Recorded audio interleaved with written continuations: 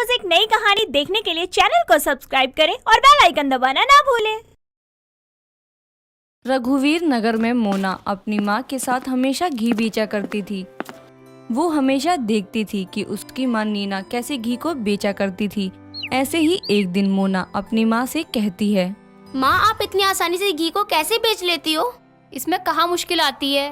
क्यों नहीं आती, रात भर तुम जागती हो और घी बनाकर अगले दिन पूरे गांव में बेचा करती हो। वो तो है मोना बेटा, खैर इन बातों को छोड़ और अब चल मेरे साथ घी बेचने। ठीक है माँ। मोना अब अपनी माँ के साथ घी बेचने चली जाती है। घी ले लो। नीना आई ताजा ताजा घी लेकर एक बार मेरे घी को खाओगे तो अपने आप मोटे हो जाओगे। माँ घी को ऐसे बोलकर बेचने से क्या घी जल्दी बिक जाती है?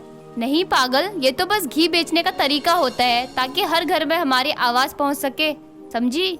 हाँ माँ मैं समझ गई। इस तरह अब नीना एक बार फिर घी बेचने लगती है। घी लेना हो तो नीना बहन से ही लेना। घी ले लो, ताजा घी। घी वाली को देख गांव की औरत बाहर आती है और कहती है, अरे ओ घी वाली नीना कहाँ जा रही है? जरा 1 किलो घी तो देती जा। अरे 1 किलो क्यों, तुम 2 किलो ले लो ना। अरे नहीं नहीं। देखो तो तुम कितनी पतली हो गई हो, लगता है खुद का ख्याल नहीं रख पा रही हो तुम। और तो और तुमने भैया को देखा है, खुद तो पतली हो रही हो, साथ साथ भैया को भी पतला कर रही हो तुम।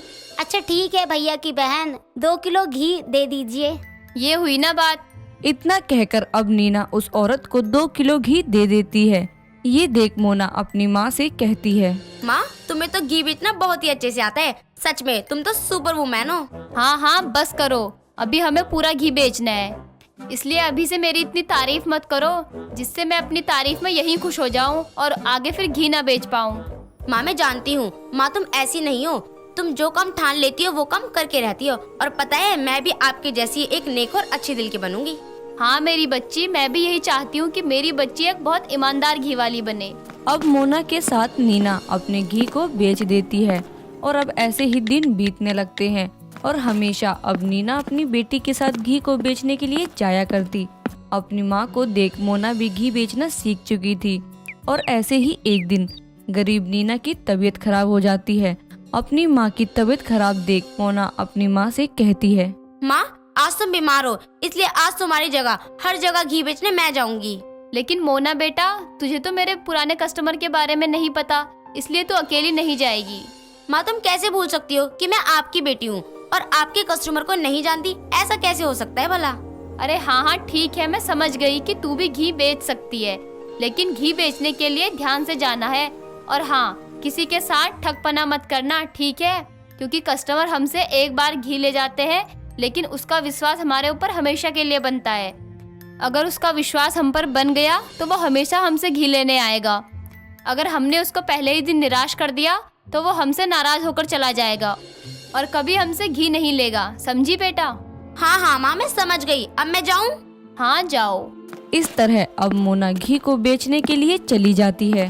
घी ले लो, ताजा ताजा घी ले लो, शुद्ध देसी घी ले लो। मेरे हाथ का एक बार खाओगे तो बार बार खाओगे और मेरे हाथों का टेस्ट कभी नहीं भूल पाओगे, इसलिए मैं आपको कह रही हूँ कि मेरे हाथों का घी ले लो। उसकी आवाज सुनकर गांव के काफी लोग उससे घी ले लेते हैं और इस तरह उस दिन मोना का सारा घी बिक जाता है। ये देख मोना खुश होते हुए खुद से कहती है, अरे वाह आज तो सारा घी बिक गया, वाह मम्मी ये देखकर बहुत खुश हो जाएगी। इतना कहकर मोना अपनी माँ के हाथों में पैसे थमाकर कहती है, देखो ना माँ, आज मैंने पूरे घी को बेच दिया। हाँ मेरी बच्ची, तूने बेच दिया। माँ मैं सोच रही हूँ कि अब मैं थोड़ा सा ज्यादा घी बनाऊँ और गांव में बेचने के बाद शहर चली जाऊँ, शहर में पैसे भी अच्छे मिलने लगेंगे। मोना तू बोल बिल्कुल सही रही है, लेकिन तेरा अकेले शहर से जाना सही नहीं होगा। अरे माँ कुछ नहीं होगा, कल से मैं गांव में घी बेचने के बाद शहर जाऊंगी, ये मेरा आखिरी फैसला है। उसकी जिद के आगे नीना कुछ नहीं बोलती है और इस तरह अब रात के समय मोना घी ज्यादा बना लेती और आधे दिन गांव में घी बेचती। उसके बाद सीधा शहर में जाकर घी बेचने लगती। धीरे धीरे मोना की मेहनत रंग लाने लगी और उसके दिन दोगुनी रात चौगुनी हो गई। इस तरह अब मोना का पैसे के प्रति लालच बढ़ता ही जा रहा था और ऐसे ही एक दिन वो शहर में घी बेच रही थी और घी बेचते बेचते उसका सारा घी खत्म हो जाता है, लेकिन उसकी भीड़ कम नहीं होती। ये देख अब मोना निराश होते हुए अपने सभी ग्राहकों से कहती है, माफ करना लेकिन आज घी खत्म हो गया है, इसलिए मैं आप सभी के लिए कल घी ले आऊंगी। कोई बात नहीं बच्चे, तुम जाकर घी ले आना, कल हम लोग तुम्हारा इंतजार करेंगे। ठीक है आंटी जी। इतना कहकर अब मोना घर चली जाती है और इस बार और दिन से ज्यादा घी बनाने लगती है, लेकिन उसके घर में दूध खत्म हो जाता है। ये देख मोना मन में सोचती है, अरे यार, आज तो ज्यादा दूध है ही नहीं, अब मैं क्या करूं? आज काफी लोग रह गए थे, अगर उनको मैंने कल घी नहीं दिया तो कस्टमर मेरे हाथों से निकल जाएंगे, लेकिन मैं ये नहीं चाहती हूँ। आखिर करूँ तो क्या करूँ? वो खुद से बात ही कर रही थी कि तभी उसकी नजर वनस्पति तेल की तरफ पड़ती है। ये देख मोना सोचती है, क्यों ना मैं इस वनस्पति तेल को घी में डाल दूं, और अगर एक दिन थोड़ी सी मिलावट हो भी जाएगी तो कौन सी बड़ी आफत आ जाएगी। ऐसा करती हूँ, डाल ही देती हूँ। इस तरह से मोना घी में वनस्पति तेल डाल देती है और अगली सुबह घी बेचने लगती है। और आज भी मोना का सारा घी बिक जाता है। शाम को जब मोना घर आती है तब वो ये देख खुद से कहती है, मैंने घी में वनस्पति तेल मिलाया, लेकिन किसी को कुछ पता नहीं चला। क्यों ना मैं फिर से मिलावट कर दूं, किसको क्या पता चल रहा है। इस तरह अब मोना घी में मिलावट करने लगी और घी को बेचने लगी। उससे भारी तादाद में लोग घी खरीदने लगे और अब ऐसे ही मोना आए दिन घी में मिलावट करती जाती। एक दिन शहर के एक बहुत ही अमीर आदमी फरहान ने उसे घी लिया और जैसे ही उसने वो घी खाया, उसके अगले दिन वो बीमार पड़ गया। उसके बीमार पड़ने के बाद अब काफी लोगों की तबीयत खराब हो गई। ये देख फरहान ने पुलिस में रिपोर्ट कर दी, जिसके बाद पुलिस ने घी की जांच करवाई और उस जांच के बाद पता चलता है कि शुद्ध देसी घी के नाम पर लोगों को ठगा जा रहा है। घी में घी की मात्रा कम और वनस्पति तेल ज्यादा है। पुलिस अब हर जगह घी बेचने वाली को ढूंढ रही थी और आखिरकार पुलिस मोना के गांव पहुंच जाती है, जिसके बाद पुलिस वाला मोना के बारे में पूछताछ करता है तो उसके घर का पता चल जाता है। कुछ ही समय बाद पुलिस मोना के घर पर आती है और मोना से कहती है, यहाँ पे मोना कौन है?